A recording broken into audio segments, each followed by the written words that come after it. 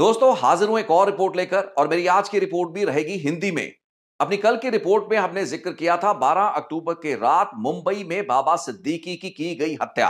जो कि Lawrence Bishnoi gang द्वारा करवाई गई हत्या का मामला हो सकता है। यह मामला, यह हत्याकांड एक बहुत बड़ा टर्निंग पॉइंट है देश की आर्थिक राजधानी मुंबई, जिसने कई दशक तक डी कंपनी दाऊद इब्राहिम का आतंक देखा और कई दशकों की शांति के बाद अंडरवर्ल्ड की गतिविधियों ने फिर सर यहां उठाना शुरू किया। दोस्तों आज की इस रिपोर्ट में मैं लॉरेंस बिश्नोई के गैंग और उसके गैंग के सरगनाओं गोल्डी ब्राड और रोहित गोदारा की उत्तरी अमेरिका, यूनाइटेड स्टेट्स और कनाडा में जारी हिंसक वारदातों पर बात करूंगा और खास तौर पर 18 जून 2023 की वो घटना, वो वारदात जिसको लेकर भारत और कनाडा सरकारों और इन दोनों मुल्कों के बीच के राजनयिक संबंध बुरी तरह प्रभावित रहे। 18 जून 2023 को हरदीप सिंह निज्जर की हत्या के बाद से लगातार भारत और कनाडा के संबंधों में गिरावट आई। राजनयिक संबंध दोनों मुल्कों में लगातार गिरे। लेकिन पिछले कुछ घंटों में जो कुछ हुआ है, भारत और कनाडा सरकार खुलकर एक दूसरे के खिलाफ बयानबाजी पर उतर चुके हैं। कनाडा ने वो इल्जाम लगा दिए हैं भारत पर, भारत सरकार और उसके सीक्रेट एजेंट्स पर, जिनकी चर्चा मीडिया की रिपोर्ट्स में तो हमने पिछले 1-1.5 साल में सुनी है, लेकिन आधिकारिक स्तर पर कनाडा सरकार द्वारा या कनाडा की पुलिस द्वारा कोई भी ऐसी बात पब्लिकली नहीं कही गई थी, सिवाय उस बयान के जो प्रधानमंत्री जस्टिन ट्रूडो ने सितंबर 2023 में कनाडा की पार्लियामेंट में दिया, जिस बयान में हरदीप सिंह निज्जर के जून 2023 के हत्याकांड को भारत की सीक्रेट एजेंसीज के साथ जोड़कर देखा गया। इसके बाद इस मामले में पड़ताल भी जारी रही और तमाम किस्म के आरोपों प्रत्यारोपों का सिलसिला भी जारी रहा। लेकिन दोस्तों पिछले कुछ घंटों में भारत सरकार ने अपने राजनयिकों को, अपने हाई कमिश्नर संजय कुमार वर्मा और उनके साथ के कुछ और डिप्लोमेट्स को कनाडा से वापस बुला लिया है।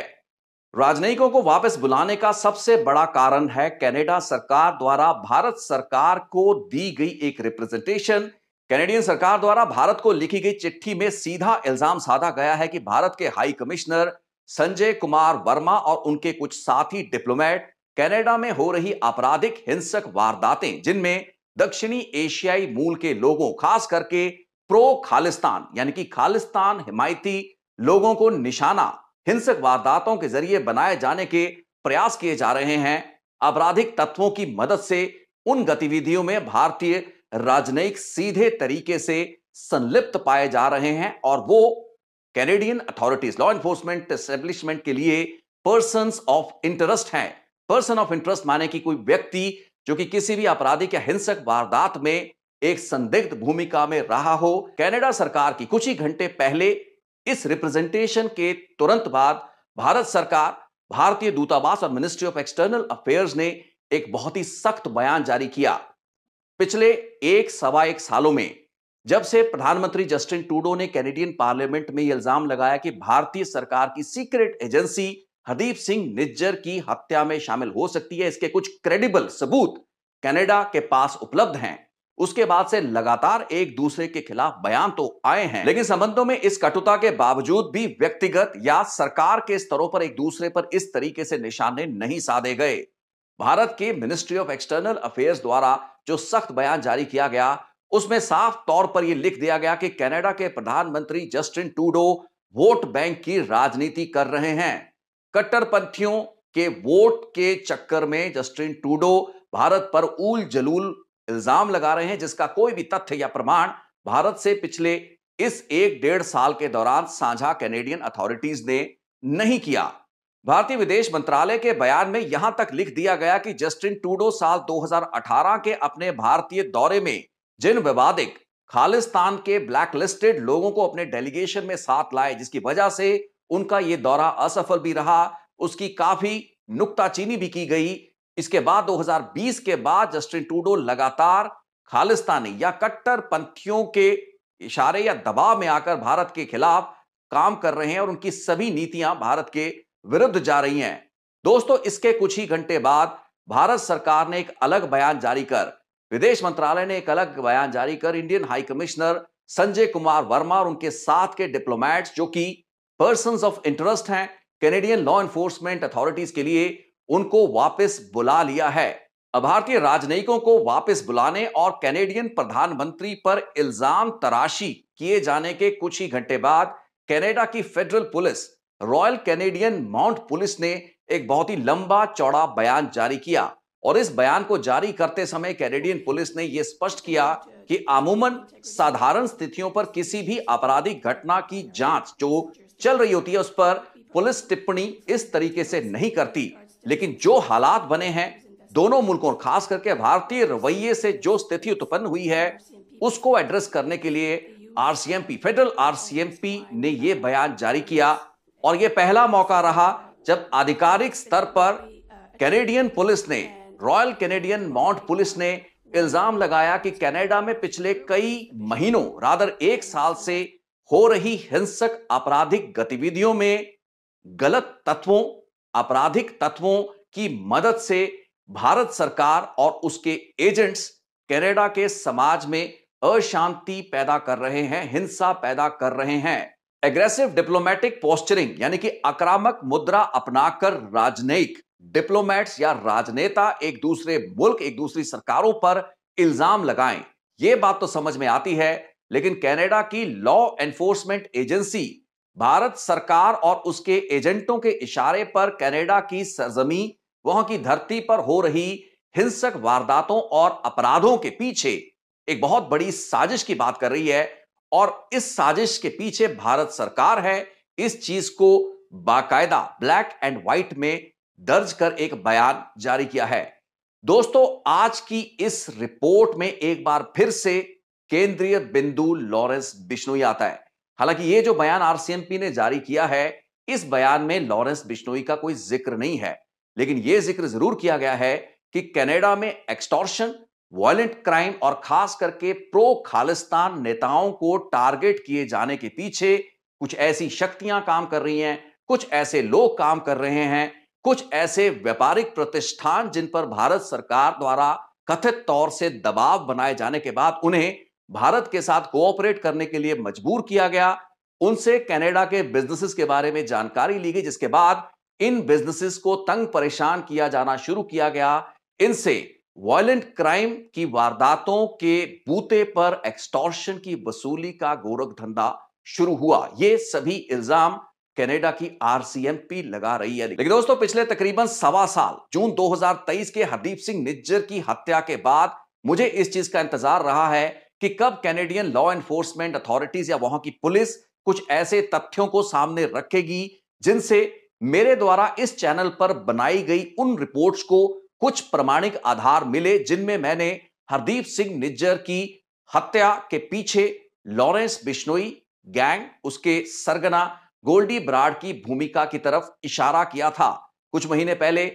4 नौजवानों की गिरफ्तारी जो कि हरदीप सिंह निज्जर की हत्या में इन्वॉल्व थे। उसके बाद मेरी बैक टू बैक 2 रिपोर्ट्स चली, हरदीप सिंह निज्जर की 18 जून 2023 की हत्या और उसके कुछ महीने बाद विनिपेग में गैंगस्टर सुक्खा दुनेके की हत्या। इन दोनों हत्याओं के तारों को जोड़ने की बात मैंने अपने इस चैनल पर नशर की गई, प्रसारित की गई रिपोर्ट्स में की थी, लेकिन ये सभी जानकारियां और रिपोर्ट्स मुझे अपने इंडिपेंडेंट सोर्सेज और सूत्रों से मिली थी।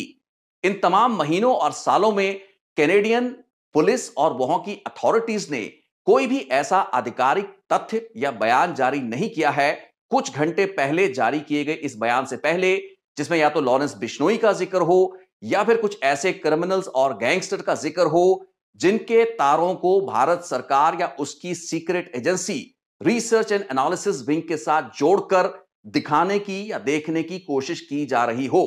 तो अगर बारीकी से कैनेडियन आरसीएमपी के इस वक्तव्य को हम परखना चाहें तो किसी भी स्पेसिफिक केस, किसी भी स्पेसिफिक गैंग या किसी भी व्यक्ति से जुड़ी हुई कोई बात इसमें नहीं की गई है।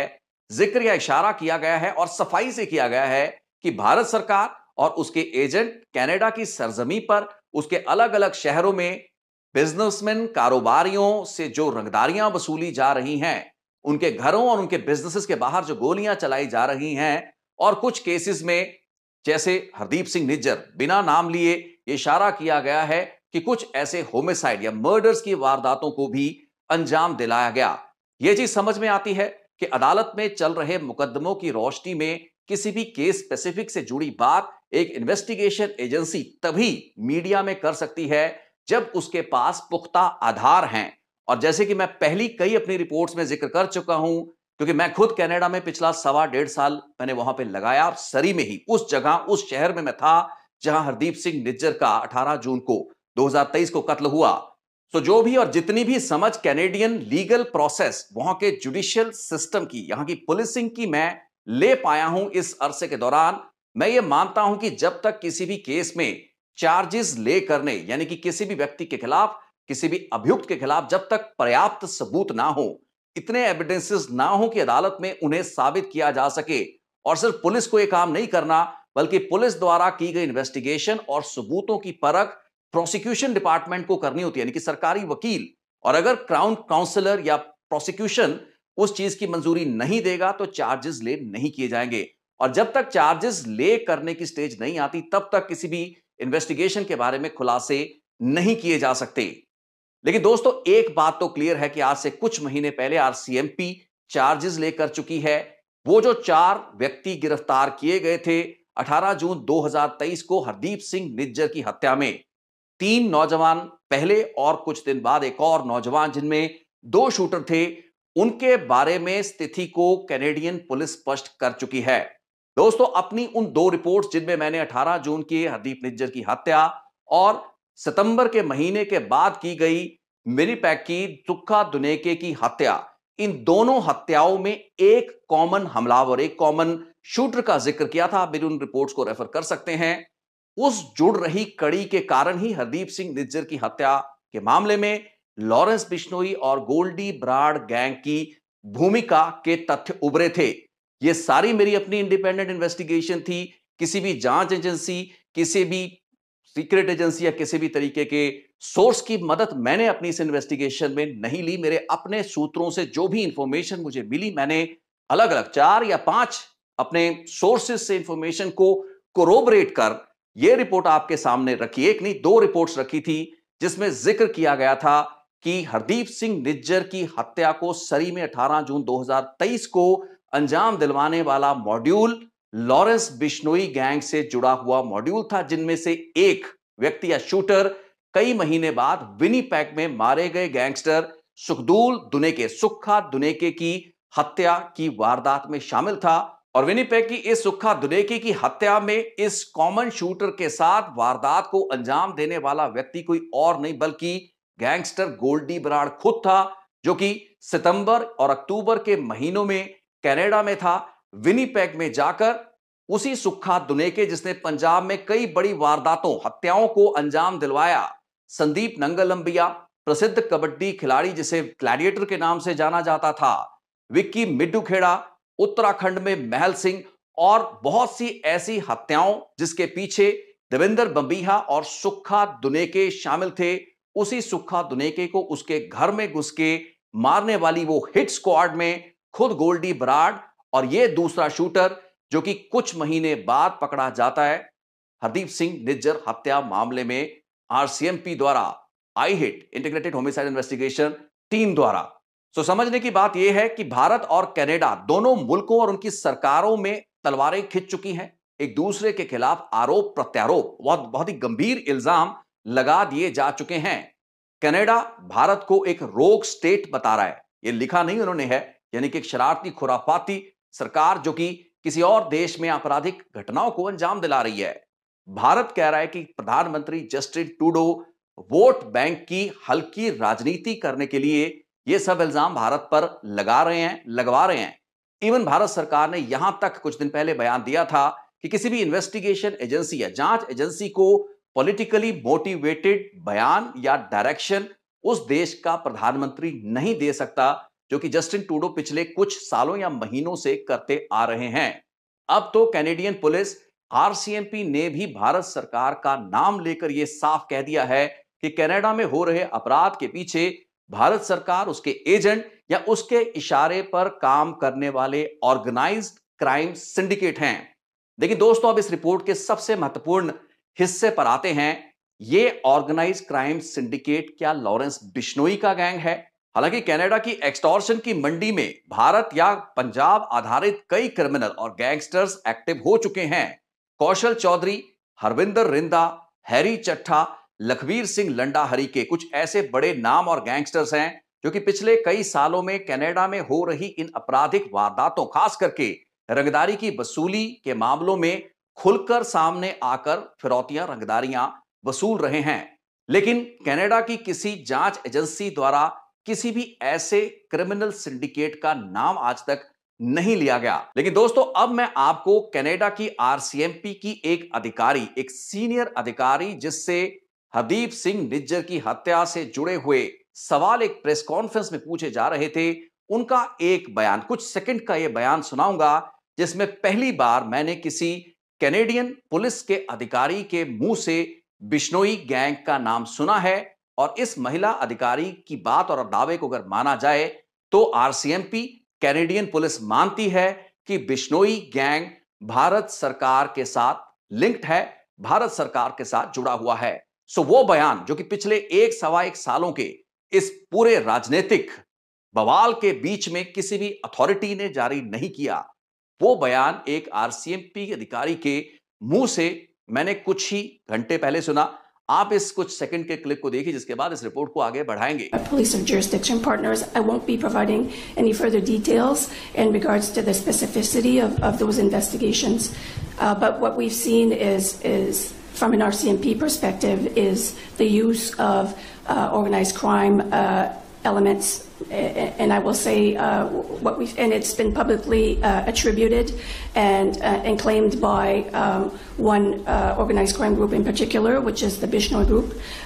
So that's what we're seeing here in Canada, and we believe that that group is connected to agents of the government of India. तो दोस्तों, ये पहला बयान है जो कि कनाडा के किसी सीनियर पुलिस अधिकारी ने आधिकारिक कैपेसिटी में दिया है, जिसमें बिश्नोई गैंग का जिक्र और भारत सरकार के साथ उसके संपर्कों के जुड़ने की बात को कहा गया है।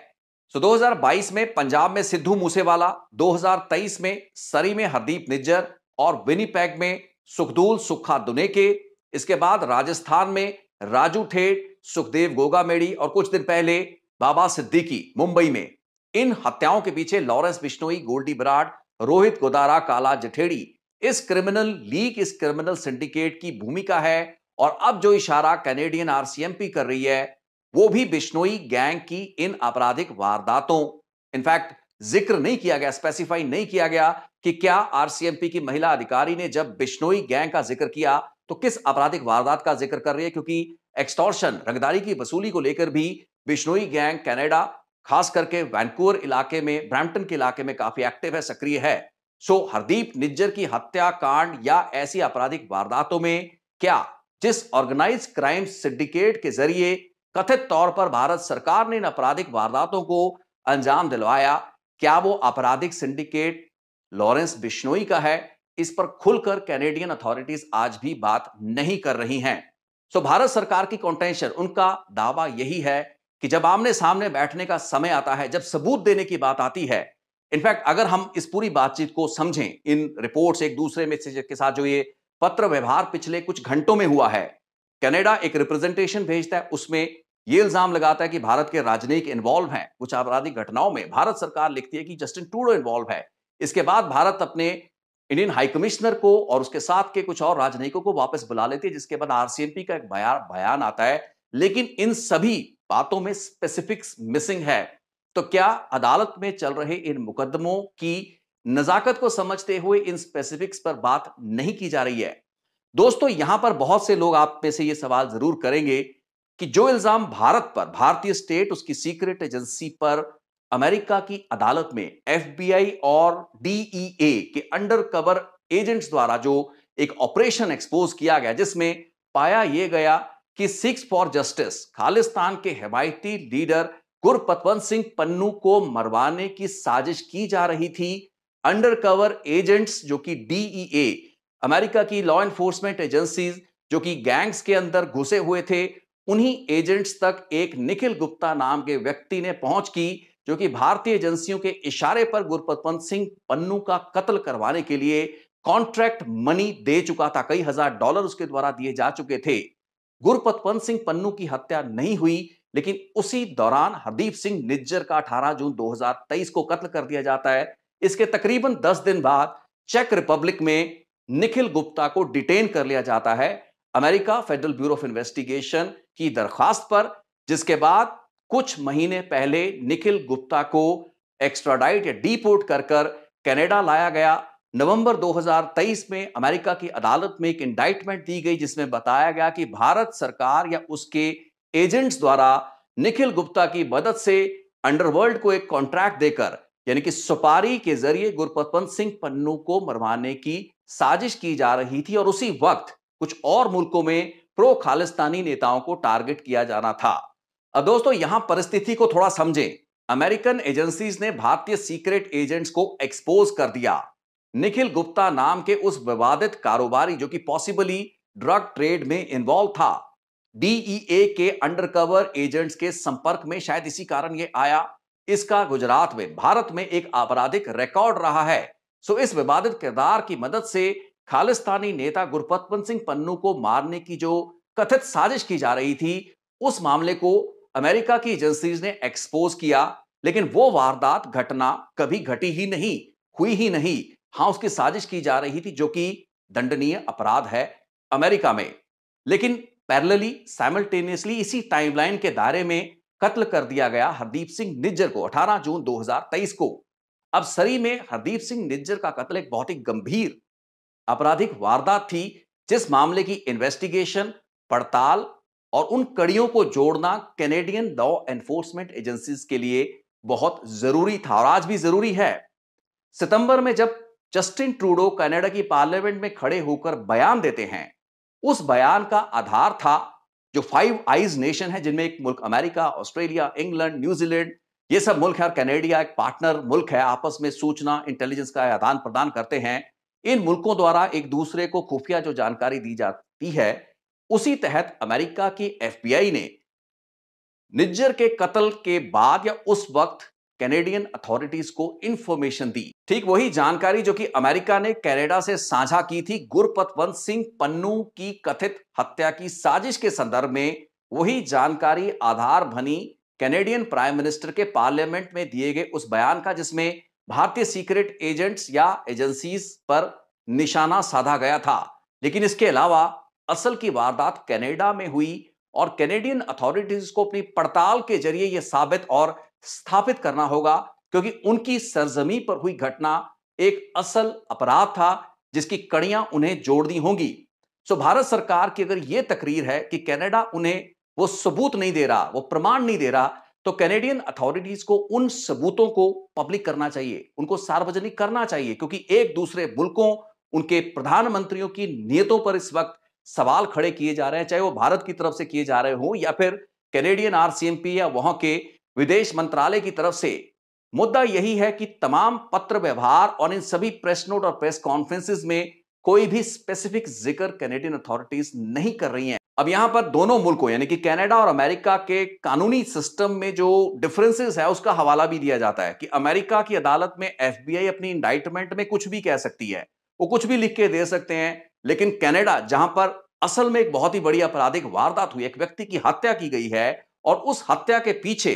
वहां के प्रधानमंत्री ने, अब यहां पर सोचने का विषय यह भी है दोस्तों कि कनाडा में यह पूरी की पूरी बातचीत शुरू तब होती है जब देश का प्राइम मिनिस्टर पार्लियामेंट में खड़े होकर कहता है कि हरदीप सिंह निज्जर की हत्या के पीछे भारतीय सीक्रेट एजेंसीज के होने की संभावना और उससे जुड़े हुए कुछ क्रेडिबल इनपुट्स उनके पास हैं, जबकि यह बात नीचे से शुरू होनी चाहिए थी। यानी कि सरी की पुलिस, यहां पर आरसीएमपी पुलिस है, इंटीग्रेटेड होमिसाइड इन्वेस्टिगेशन टीम के पास इन्वेस्टिगेशन है। इसके अलावा और कई फेडरल एजेंसीज भी अब इस मामले की पड़ताल कर रही हैं। ज्यादा तर्कसंगत होता, ज्यादा लॉजिकल होता अगर मामले की परतों को जांच एजेंसियां अपने स्तर पर खोलना शुरू करती, परत दर परत इस मामले की गहराई में जाती। कुछ महीने पहले शूटर पकड़े गए, अगर मुझ जैसे पत्रकार को यहां भारत में बैठकर इतनी जानकारी मिल पा रही है अपने सूत्रों की मदद से, तो कैनेडियन लॉ एनफोर्समेंट एजेंसीज के पास तो इससे कहीं ज्यादा इंफॉर्मेशन उपलब्ध है। अब अपने लीगल सिस्टम या कानूनी सिस्टम का हवाला देकर वो लोग ये तो कह रहे हैं कि अदालत में वो बताएंगे, पब्लिक में वो नहीं बता सकते, लेकिन इल्जाम देश की पार्लियामेंट में देश का प्रधानमंत्री खड़े होकर लगाता है, दूतावास के स्तर पर, मीडिया के स्तर पर, भारत सरकार पर, उसके एजेंट्स पर सवाल किए जाते हैं। लेकिन अगर हम उन तमाम प्रेस नोट्स, उन बयान या उन ब्रीफिंग का जिक्र करें तो कोई भी स्पेसिफिक बात, कोई भी पिन पॉइंट करने वाली बात किसी घटना, किसी गैंग या फिर किसी गतिविधि के संदर्भ में वैसे नहीं दी जा रही है। अब इसे कैनेडियन सिस्टम की कमी कह लें, उनकी लिमिटेशन कह लें, उनकी मजबूरी कह लें, कुछ भी कह लें, लेकिन आरसीएमपी की सीनियर महिला पुलिस अधिकारी द्वारा ये जो पहली बात बिश्नोई ग्रुप का जिक्र और भारत सरकार के साथ उसके तारों और उसके लिंक्स के जुड़ने का दावा किया गया है, इसकी संभावना के बारे में बात की गई है। यह पहला ऐसा मौका है जब बिश्नोई गैंग का नाम आधिकारिक स्तर पर लिया गया है। अब क्या ऑर्गेनाइज क्रिमिनल सिंडिकेट बिश्नोई का ही गैंग है? क्योंकि मेरी जांच के मुताबिक हरदीप सिंह निज्जर की हत्या की वारदात में कहीं ना कहीं लॉरेंस बिश्नोई, गोल्डी ब्राड की भूमिका थी। विनिपेग की घटना में गोल्डी ब्राड की भूमिका थी ही थी। सो बातें बहुत क्लियर हैं, स्पष्ट हैं, लेकिन यह मैं महसूस करता हूं कि ज्यादा सबूतों और प्रमाण के बाद ही किसी मुल्क के खिलाफ अगर गंभीर इल्जामों को लगाया जाए तो ज्यादा बेहतर है। जिस तरीके की बातचीत को भारत सरकार के अधिकारियों के सामने रखने का दावा कैनेडियन मिनिस्टर्स, वहां की national security and intelligence adviser या फिर डेप्यूटी चीफ ऑफ आरसीएमपी ने किया है, क्या उन तथ्यों और प्रमाणों को मीडिया के साथ या पब्लिक के साथ साझा नहीं किया जा सकता, नहीं किया जाना चाहिए? यह अपने आप में बड़ा बड़ा विषय है। आज की इस रिपोर्ट को मैं यही रोकूंगा। लॉरेंस बिश्नोई गैंग की भूमिका कनाडा में हुई आपराधिक वारदातों के संदर्भ में क्या थी, आज इस रिपोर्ट में हमने भारत और कनाडा के बीच पिछले कुछ घंटों में जो गिरावट और देखी गई है, संबंधों के एक दूसरे के खिलाफ इल्जाम लगे हैं, उसकी रोशनी में समझने और आपको समझाने की कोशिश की। यदि ज्यादा डिटेल रिपोर्ट्स विनिपेग में सुखदूल दुनेके के मर्डर की घटना, जिसमें गोल्डी ब्राड को, अगर मैं गलत नहीं हूं, ये मैंने अपनी रिपोर्ट में क्लेम किया था, अगर मैं गलत नहीं हूं तो वो जो सीसीटीवी वीडियो जो विनिपेग का मैंने दिखाया, वो खुद गोल्डी ब्राड वारदात करने के बाद भागता हुआ नजर आ रहा है। और एक और हमलावर जो कि उसके साथ है, कुछ महीने बाद सरी में हुए हरदीप सिंह निज्जर की हत्या के मामले में भी गिरफ्तार किया जाता है। यानी कि दोनों मर्डर्स में एक कॉमन कड़ी जो कि लॉरेंस बिश्नोई, गोल्डी ब्राड के गैंग और सिंडिकेट के साथ जुड़ती है। तो दोस्तों, आज इस रिपोर्ट को यहीं देते हैं विराम। अगेन लंबी रिपोर्ट रही, लेकिन यह मामला इतना पेचीदा, इतना उलझा हुआ है, इसकी लेयर्स इतनी ज्यादा है। राजनीति, डिप्लोमेसी, कनाडा का legal system, organise crime, criminal activity, Lawrence Bishnoi, Hardeep Singh Nijjar, pro Khalistani elements, बहुत से लेयर्स और स्ट्रैंड्स हैं जिनको आज इस रिपोर्ट, एक ही रिपोर्ट के दायरे में मैंने लेने की कोशिश की। और ये बहुत ही डिटेल में समझने वाला विषय है, क्योंकि मेरी अलग अलग समय में रिपोर्ट्स बनी हैं पिछले 1.5-2 सालों में, ever since the killing of Hardeep Singh Nijjar. तो आप उन रिपोर्ट्स को रेफर कर सकते हैं if you want to get more details of it. आज तो इस रिपोर्ट के दायरे में मैंने सभी बातों को एक रिपोर्ट में इकट्ठा करने की कोशिश की। I hope I have not ended up confusing you, मैंने आपको ज्यादा कंफ्यूज ना किया हो, इसी उम्मीद के साथ इस रिपोर्ट में आपसे इजाजत लेता हूं। एक और रिपोर्ट लेकर जल्दी मिलेंगे। बहुत बहुत शुक्रिया, फिर होगी मुलाकात।